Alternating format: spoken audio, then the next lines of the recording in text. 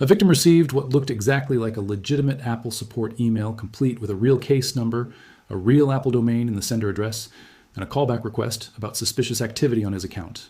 He called back. The person on the phone was composed, professional, and knowledgeable.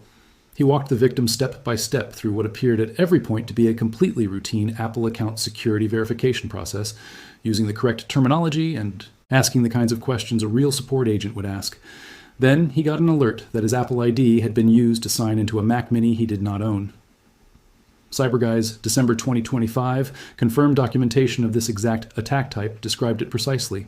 Scammers created a real-looking ticket to make the entire experience seem legitimate, and the attack works because it feels real. The messages look official. The callers sound trained. By the time the victim trusted his instinct, navigated to his Apple ID directly, reset his password, and kicked the attacker out, the takeover attempt had already progressed to an active sign-in on a device he had never owned. CyberGuy's April 2025 confirmed analysis established the scale of the campaign directly. In the first 4 months of 2025 alone, there were over 10 confirmed instances, where attackers specifically targeted Apple users. Those are only the incidents that made it into published security reporting. Security researchers identified and confirmed that this represented a deliberate, strategic reorientation by criminal groups who had previously focused on Windows targets and were now moving operational resources toward the Apple ecosystem, attracted by the high value of Apple ID accounts that gate iCloud data, App Store purchases, and Apple Pay. Security researchers identified and documented a confirmed new phishing campaign in which attackers who previously focused on Windows targets had deliberately shifted their operations to target Apple IDs.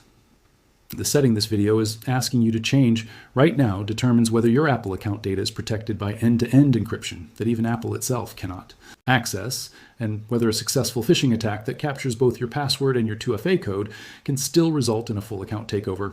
That setting is advanced data protection. Most Apple users have never enabled it, and the majority have never even heard the term despite owning Apple devices for years. The accounts that attackers successfully lock and take over in 2025 and 2026 are almost always the ones that have not enabled it. The Apple ID phishing attack documented by CyberGuy in December 2025 used a mechanism that bypassed the standard signals users are trained to verify. The email came from a real Apple domain, not a spoofed address with extra characters, not a lookalike domain with a missing or substituted letter. CyberGuy's confirmed documentation established that scammers were routing communications through real Apple infrastructure, making their contact appear indistinguishable from legitimate Apple support. The victim received a support case notification through channels that appeared completely indistinguishable from genuine Apple support communications, including a formatted case number and official-looking follow-up contact instructions. This is a critical detail, because it means the standard consumer advice to check the sender's email domain was completely insufficient protection against this specific attack variant. CyberGuy confirmed the verification step that works in every case. Sign in directly at applelid.apple.com yourself in a fresh browser window, or open the Apple Support app and check your recent support cases list. If a case number referenced in any email or text you receive does not appear in your actual Apple Support case history at that URL, the message is fraudulent regardless of which sender domain it appeared to come from. Never call back a phone number provided in any unsolicited email, text, or push notification, regardless of how official the message appears. Never stay on a call you did not personally initiate. If you receive any communication claiming to be Apple and asking you to take any security-related action, end the contact immediately and navigate directly to applelid.apple.com yourself in a fresh browser window to check your actual account status. CyberPress's February 2026 confirmed analysis of Apple Pay. Phishing documented the same core principle with a documented example. Attackers sent realistic fake receipts for Apple products, including a realistic invoice for a MacBook Air, designed to panic recipients into calling a phone number embedded in the message. CyberPress February 2026 confirmed Apple does not schedule fraud prevention appointments via email and will never ask you to call a phone number listed in any unsolicited message. Apple support staff will never ask you to share your two-factor authentication code or your account password over a phone call under any circumstances. Advanced data protection is the specific Apple account setting that closes the data exposure gap that exists even after an attacker has been successfully locked out of your account. When advanced data protection is not enabled, 14 categories of iCloud data, including iCloud backup, photos, notes, reminders, Safari bookmarks, Siri shortcuts, voice memos, wallet passes, and iCloud Drive are encrypted with keys that Apple holds on its servers. Apple can access this data and can be compelled by law enforcement to provide it via legal process. In a data breach affecting Apple's server infrastructure, this category of iCloud data would be exposed.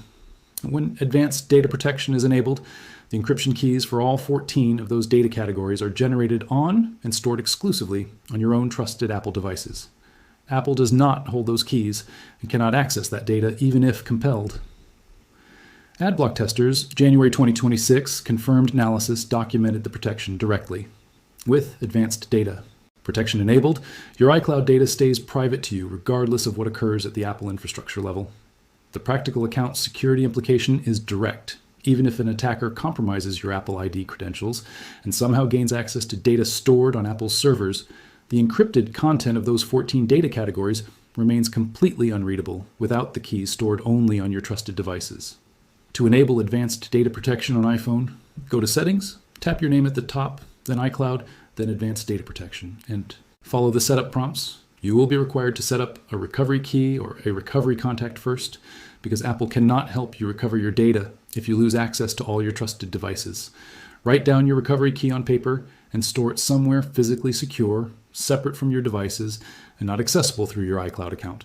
The two-factor authentication protection that Apple Insider's November 2025 confirmed analysis documented is the security layer that stops casual account takeovers, but that sophisticated real-time phishing relay attacks are specifically designed to defeat.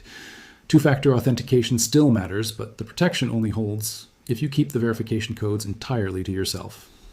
A verification code that feels completely routine and harmless in the moment can hand complete and immediate control of your entire Apple account to a stranger the instant you enter it into a fraudulent page. The specific attack pattern that defeats standard 2FA is called a real-time phishing relay.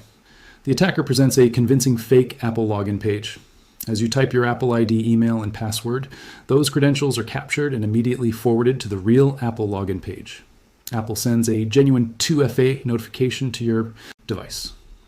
The fake page then asks you to enter the verification code you just received.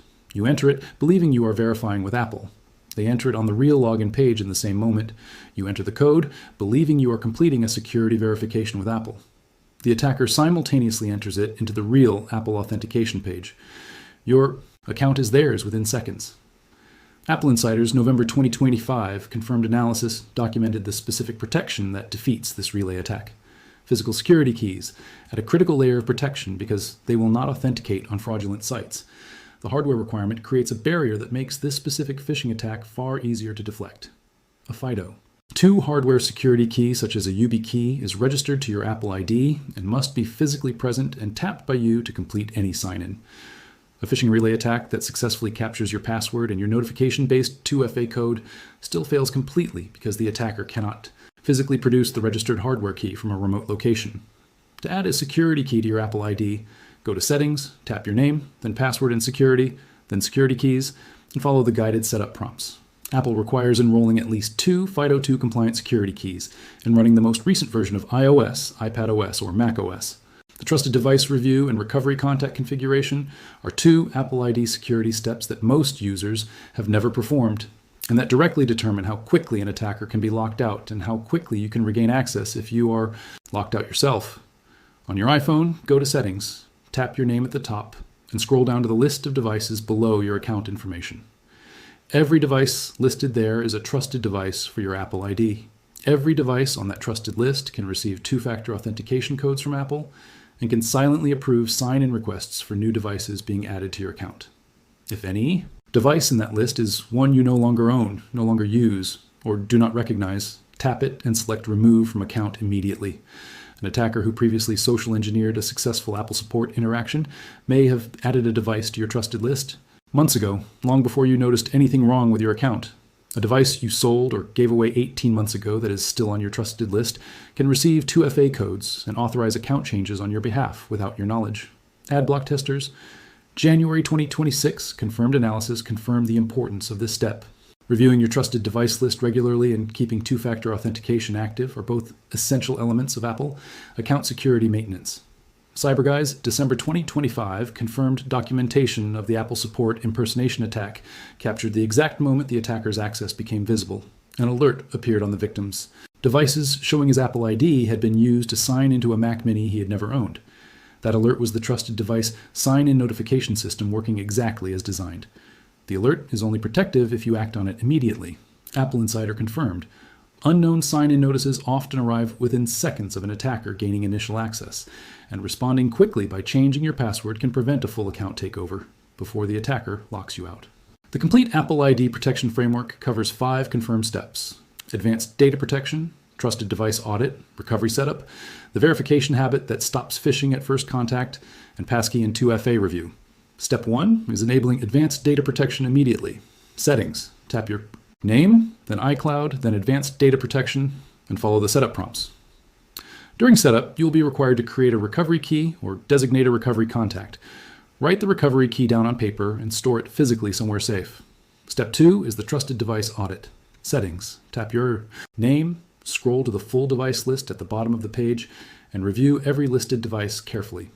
Remove every device you no longer own or actively use by tapping its name and selecting Remove from Account. Step 3 is confirming your account.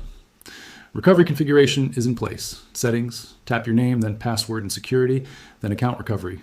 Confirm a trusted recovery contact is designated, or your recovery key is written on paper and stored in a physically secure location that is completely separate from your Apple devices and your iCloud account. Step 4 is establishing the verification habit that stops every phishing attempt at first contact. Any unsolicited email, text, or phone call claiming to be Apple and requesting any security action requires you to personally verify by navigating directly to appleid.apple.com yourself, not through any link or callback number contained in the message. Cyberpress, February 2026, confirmed. Apple never asks you to call a number in an unsolicited message, and Apple support staff will never ask for your 2FA code or password over the phone. Step 5 is reviewing your two-factor authentication and passkey status. Adblock Tester, January 2026, confirmed passkeys eliminate shared secrets and reduce phishing exposure by removing the credential that relay attacks capture. In Settings, tap your name, then Password and Security, confirm two-factor authentication is active, and review whether passkeys are enabled for your Apple ID. Apple Insiders, November 2025, confirmed analysis stated it directly. Physical security keys stop phishing relay attacks entirely because a hardware key will not authenticate on any fraudulent site, no matter how convincing the fake page appears. The Apple ID attacks, confirmed and documented across 2025 and 2026, succeeded specifically because they targeted accounts with no advanced data protection enabled, no hardware security key registered, and no recovery configuration that had ever been reviewed. Those are the 3 structural gaps. This video closes with its 5-step framework. Run through all 5 steps, right? Now, advanced data protection, trusted device audit, recovery configuration, the verification habit, and two-factor authentication and passkey review. Share this with every Apple device owner you know who has never heard of advanced data protection, because the accounts that get taken over are the ones that never enabled it.